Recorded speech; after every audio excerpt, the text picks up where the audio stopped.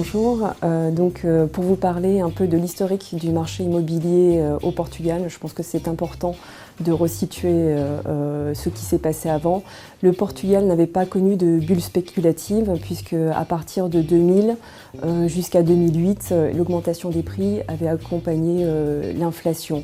Donc on est loin des paradigmes comme on a vécu dans l'ensemble de l'Europe au Portugal, et notamment la voisine Espagne, où on avait vraiment des prix qui avaient été multipliés par 3 et qui, pendant la crise, avaient été divisés par 2.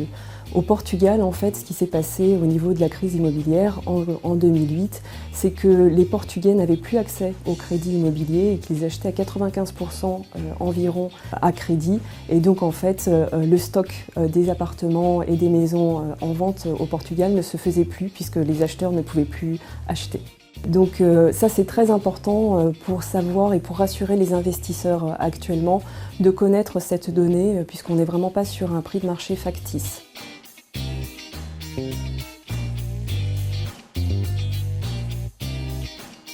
À partir de mi-2013, nous avons un effet de rattrapage des prix qui est dû d'une part à l'accès à nouveau au crédit des Portugais, mais également à la prise de connaissance du marché immobilier portugais de la part d'étrangers.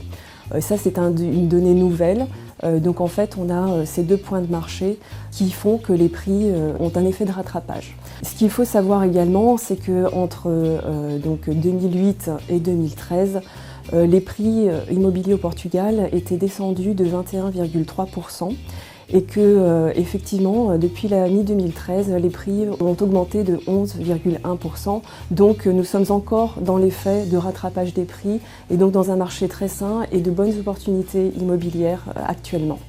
D'ailleurs, la Banque du Portugal, en janvier 2017, a émis une note au sujet du risque éventuel de bulle spéculative en disant qu'il n'y en avait pas, ça n'avait pas lieu, puisqu'en fait les indicateurs économiques de rattrapage du Portugal sont tout à fait en accord avec les faits économiques actuels au Portugal. Donc en fait, il n'y a pas de peur à avoir à ce niveau-là.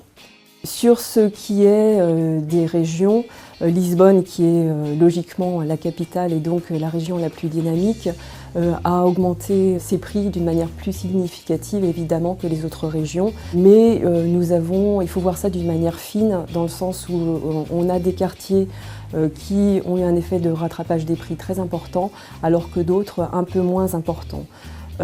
Aujourd'hui, si l'on regarde d'une manière désagrégée les différents quartiers de Lisbonne, les quartiers les plus prisés et les plus bourgeois, tels que le quartier de Chiado ou les quartiers de l'avenue de la Liberté, se situent environ à un prix de 10 000 € du mètre carré.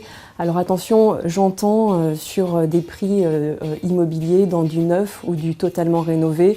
D'un autre côté, vous avez des quartiers qui sont extrêmement centraux, comme par exemple Intendent, qui est dans le centre historique, qui est lui à environ 4 500 € du mètre carré, puisqu'en fait ce sont des quartiers qui font l'objet de découvertes autant de la part des Portugais comme de la part des étrangers qui y investissent soit pour vivre ou faire de la location saisonnière. Au-delà du centre historique de Lisbonne, vous avez, et nous, à Maison Portugal, on conseille aux gens de découvrir par exemple la péninsule de Setúbal qui se trouve au sud de Lisbonne, donc séparée par le fleuve Tage, et qui offre une très bonne qualité de vie avec des prix divisés par 2 par rapport au centre historique, ou à Cascais qui est à 30 km de Lisbonne, mais au prix de Lisbonne, puisqu'en bord de mer et avec un foncier peu dynamique dans le sens où il n'y a pas beaucoup de construction, donc en fait l'augmentation des prix, l'effet rattrapage a déjà été fait.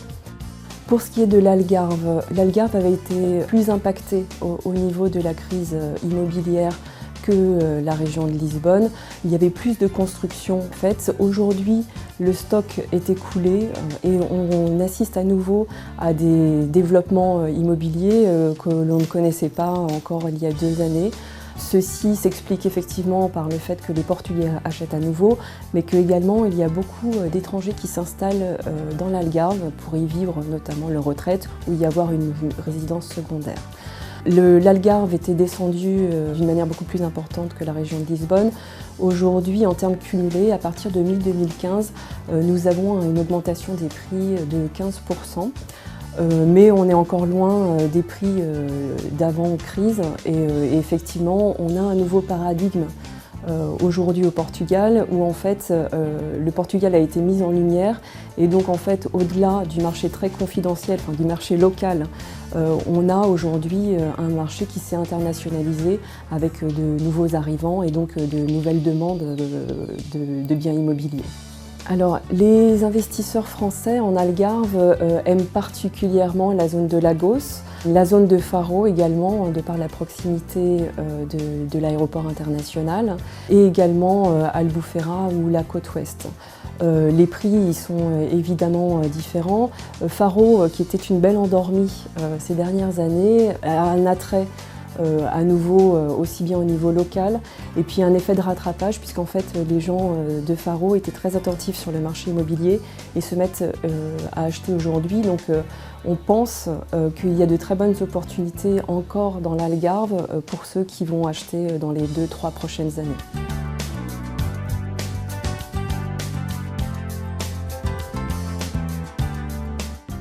Alors, le gouvernement portugais, au niveau de l'immobilier et au niveau de vouloir attirer de nouveaux investisseurs, a été, à notre sens, très intelligent, dans le sens où on sait que ça profite à l'économie d'une manière globale quand on a un étranger qui s'installe, par exemple. Et donc, je pense que ces mesures ont été très bénéfiques tant pour l'immobilier au Portugal comme pour le Portugal d'une manière générale, parce qu'il a réussi à le mettre en lumière.